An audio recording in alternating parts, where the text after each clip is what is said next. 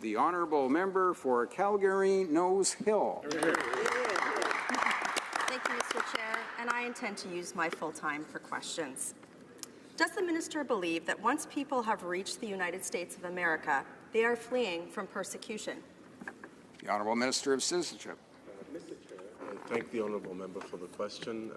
Under the Safe Third Country Agreement with the United States and the expert opinion of the UNHCR in Canada, as well as our own analysis, the United States continues to meet its international obligations with respect to its domestic asylum policy. For Calgary Nose Hill.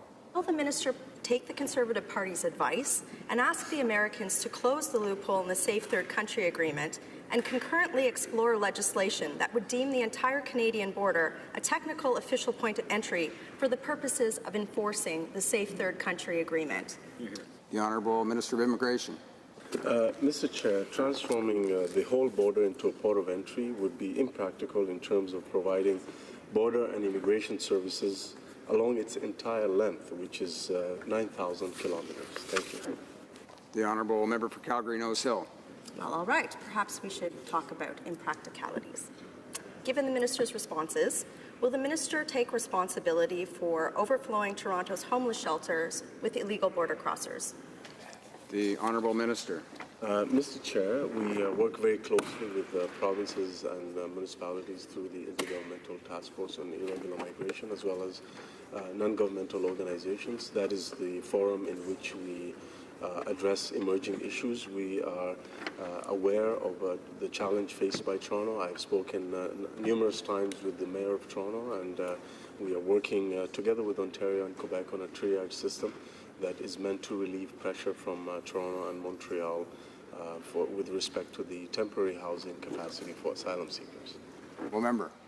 Will the minister take responsibility for the women who froze to death illegally crossing the border into Manitoba last winter, or any illegal border crosser who might injure themselves from here on in? The Honourable Minister. Mr. Chair, this is precisely why we have embarked since last year on a very aggressive and sustained outreach plan to diaspora communities in the United States and beyond, to make sure that people are aware of the potential dangers of crossing our borders irregularly, making sure that they understand our asylum and immigration system, and making sure that they're not victim to misinformation by other parties. The Honourable Member. Yet the minister continues to refuse to close the loophole in the Safe Third Country Agreement, and the numbers of people illegally crossing the border into Canada continues to increase. So will the minister take responsibility for spending billions of dollars to peddle false hope for tens of thousands of people who are illegally entering Canada from the United States, who will have failed asylum claims in Canada? The Honourable Minister. Mr. Chair, we are proud of the fact that we are making the necessary investments in more border security operations, as well as making the necessary investments into the Immigration Refugee Board in order to have faster processing of asylum claims, so that asylum claimants can have finality to their decisions. Those who are deemed to need Canada's protection get to stay, and those who do not are removed from Canada.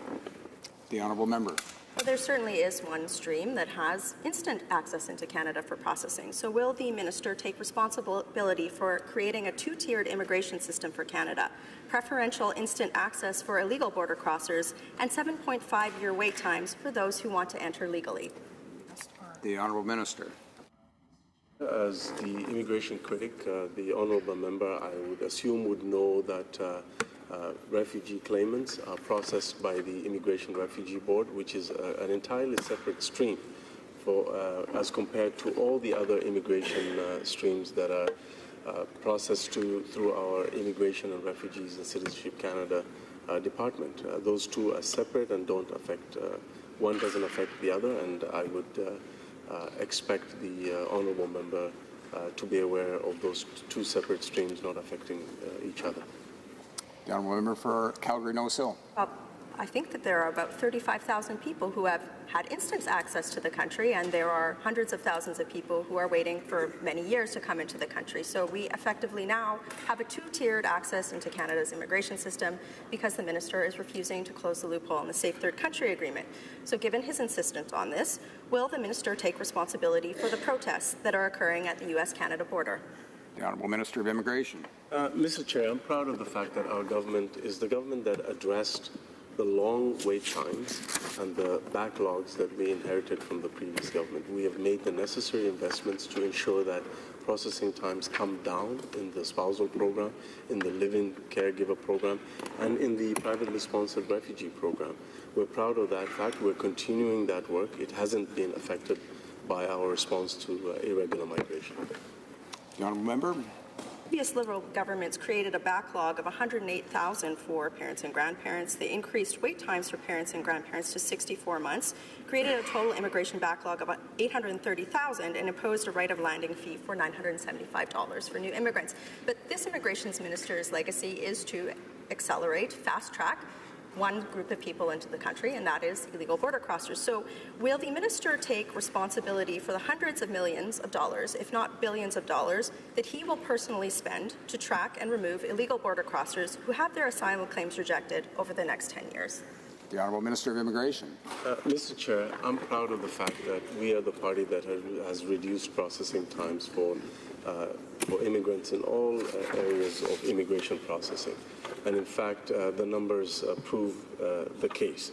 Secondly, refugee claimants are processed separately from all other immigration streams. We're proud of that record. We're proud of the record in which we have fulfilled our campaign commitment to double the number of spots for parents and grandparents, and we're working very hard to reduce processing times in the parent and grandparent stream, as well as improve and eliminate the backlog in the parent and grandparent stream. The Honourable Member for Calgary-Nose Hill. Well, actually, it was under our previous Conservative government that we saw many more parents and grandparents welcomed as permanent residents to Canada.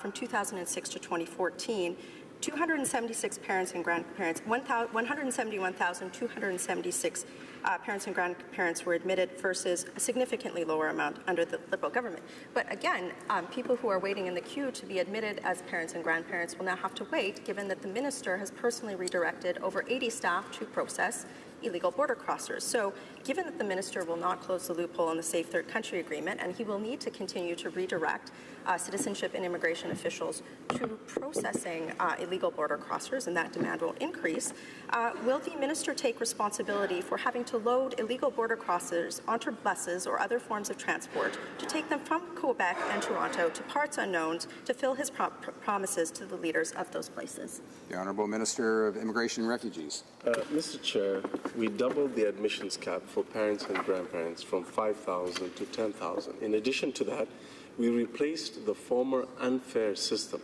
the former unfair application intake process under the previous government, with a much fairer process of random selection. This year, our government aims to admit 20,000 parents and grandparents, with increases in 2019 and 2020. We're proud of that record. We are reuniting more families than ever, Mr. Speaker. Mr. Chair. The Honourable Member for Calgary-Nose Hill. Well, there's certainly one category of immigration that the minister has blown out of the water under his tenure, given that he will not close the loophole in the Safe Third Country Agreement, and that is illegal border crossers.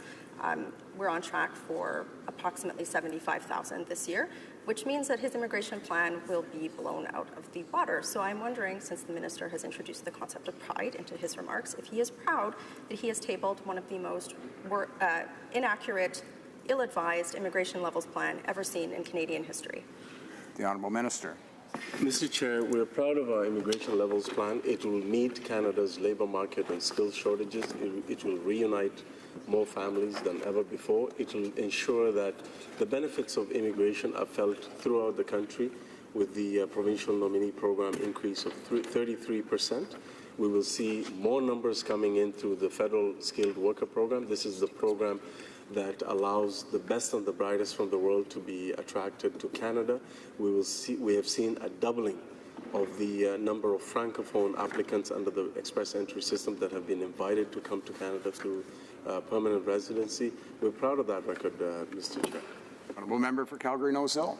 Well, that sounds really good, except for the fact that those people can't be processed because he's reallocating staff from the streams that would process those applications to illegal border crossers. So, Mr. Speaker, I'm just wondering, given that the minister will not take responsibility and close the loophole in the Safe Third Country Agreement, if he will take responsibility for using people at the heart of the global migrant crisis for props and photo ops and propaganda for UN speeches as opposed to treating them like human beings.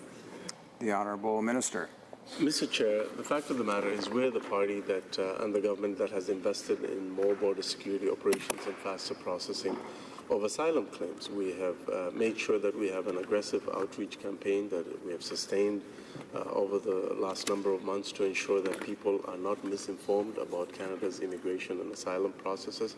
We will ensure that immigration continues to be a great tool for economic growth for Canada. We will work hard to reduce processing times and eliminate backlogs that have kept families apart for years. We have a record that is second to none in the world. The Honourable member.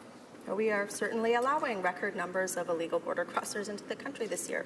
I'm glad that the minister is proud of that fact as opposed to managing a planned orderly migration system. Now, the minister talked about facts. The fact is that people who are illegally entering the country from Canada or from the United States into Canada this year won't have their asylum claim heard for many years. They will have priority access for job permits, for health care. We will continue to see the social programs increase. I'm sure that we'll have many other municipalities ask for billions and billions of dollars. So I'm just wondering if the minister will take responsibility for one thing, since he talked about information, if he will take responsibility for the pamphlets that are being distributed in New York State telling migrants to exploit the loophole that he personally refuses to close. The Honourable Minister of Immigration and Refugee. I'm proud of the fact that because of the budget 2018 investments that are being made into further border security operations, as well as more investments in the Immigration Refugee Board, that more claims will be heard faster, in a fairer manner, and in a final manner, so that those who are deserving of Canada's protection get to stay, and those who do not know their cases are final and will be asked to leave Canada and will be removed. The Honourable member. Mr. Speaker, those people will not have their claim heard for many years, and it will be a long time before they're removed, and it will cost us hundreds of millions of dollars to do so. Now, Mr. Speaker, the minister talked about investments in the border. We know that the minister has spent personally Canadian tax dollars on a tent camp, refugee camp at the U.S.-Canada border. Is he going to take responsibility for his inaction on closing the loophole in the Safe Third Country Agreement for the fact that there's now a refugee camp at the U.S.-Canada border? The Honourable Minister of Immigration and Refugee. Mr. Chair, our government is committed to a robust, fair and efficient asylum system. Our adding more decision makers and making the necessary efficiencies has resulted in a 40% increase in claim finalization and productivity last year by the IRB. In addition to that, the $74 million investment that we will make into the IRB as a result of Budget 2018 will result in the faster processing of asylum claims by the Immigration Refugee Board. The Honourable Member for Calgary Nose Hill. 40% of 1% of 50,000 cases, because this minister has refused to close the loophole in the Safe Third Country Agreement, is not good enough. In fact, that's a perversion of Canada's asylum claim system. The loophole in the Safe Third Country Agreement needs to be closed. Will the minister take responsibility for the erosion of social license for immigration in this country because of his inability to maintain a planned, orderly migration system? The Honourable Minister of Immigration. Mr. Chair, the fact of the matter is we are making sure that all Canadian laws are respected and that we are meeting our international obligations with respect to providing safe haven to legitimate refugees. The fact of the matter is once someone claims asylum in Canada, they have we have to accord them due process through a fair hearing at the Immigration Refugee Board. Those who are determined to need Canada's protection get to stay, and those who do not get to be removed by Canadian authorities.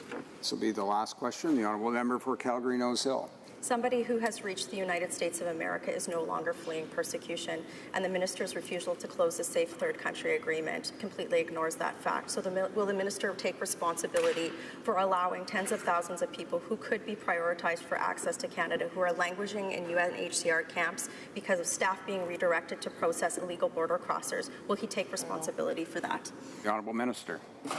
The fact of the matter is the honourable member knows that under her government and under her party, refugees languished for years in refugee camps. We're the party that addressed this issue. We've brought down processing times for privately sponsored refugees by 25 months, down to by 25 months. We've made the necessary investments to almost quadruple the number of privately sponsored refugees. We've doubled the number of resettled refugees.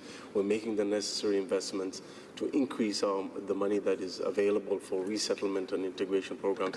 That is a record that they simply can't match, Mr. Chair.